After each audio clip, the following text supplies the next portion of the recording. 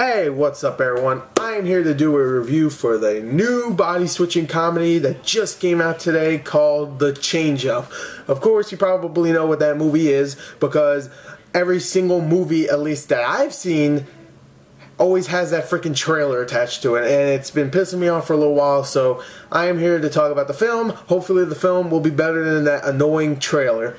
Now let's start off with the story of The Change Up. The story follows two characters, Jason Bateman's character and Ryan Reynolds' character. Can't remember their names, just think of any standard white man name. I don't know, Steve and Bob. Alright, so anyway, Ryan Reynolds plays Steve, who is pretty much a... that's not his character's name. I don't think so, at least. I can't remember.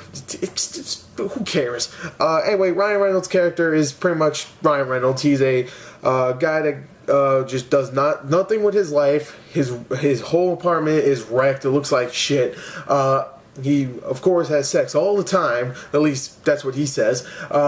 And he's just a loser. And Jason Bateman's character, on the other hand, is a successful lawyer. He's doing good with his job. He has a bunch of kids. He has a loving wife. And he's living it up. The thing is, both of them wish they had each other's lives because they're both friends. One day they're just hanging out. They find a fountain because they're drunk. They piss in it, and guess what? They have each other's lives, and hilarity ensues, or at least it's supposed to. I actually like the story, even though it's like, body switching movies have been around since the 80s, really, and we don't see that many of those, really. I don't even remember the last one. I think it might have came out in, like, what, 2005, 2006, whatever that was. I'm just guessing. So, it was a cool concept to bring back, and also it was cool to see Ryan Reynolds play someone that isn't Ryan Reynolds. He has to play Jason Bateman's character, and vice versa with Jason Bateman. So, I like the story for that reason. I'm going to give the story a 7 out of 10. Now let's talk about the acting. There's not that many actors in this film. Okay, let me just go through who's in it.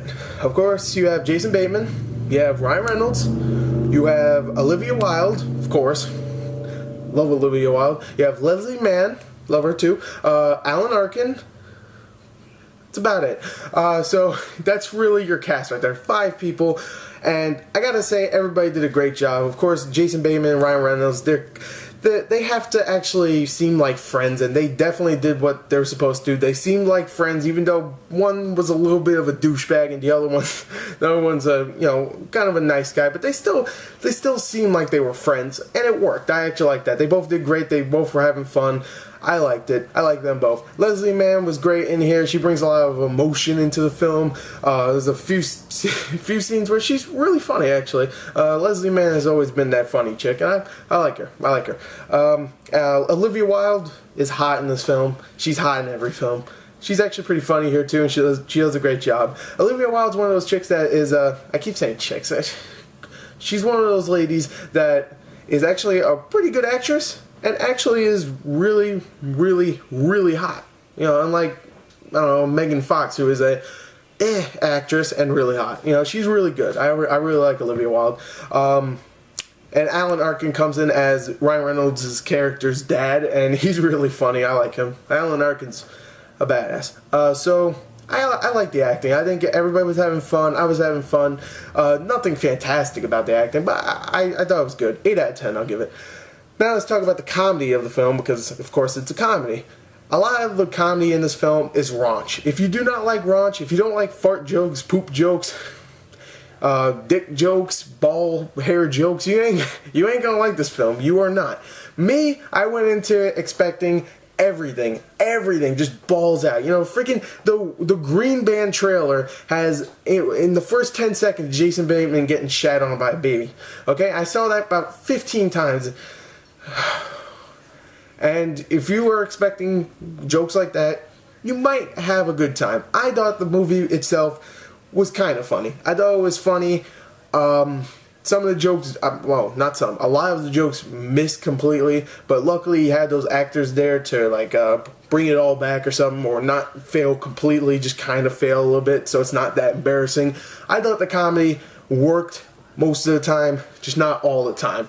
Okay, so I'm going to give the comedy I'm going to give it just a 7 out of 10. Let's talk about the entertainment now. I was actually having a lot of fun with this movie. There was a lot of stuff I loved in this film. Definitely when a bunch of the females got nude in the film. I loved that. That was very fun. Even though I heard most of it's fake anyway. It's all CG'd up, which is bullshit. But Fuck, man, you're an actress. Show something. Anyway, especially you, Olivia Wilde. You got naked before. I hate you. I love you. But, I thought the movie was still entertaining when it wasn't funny. I love that about comedies.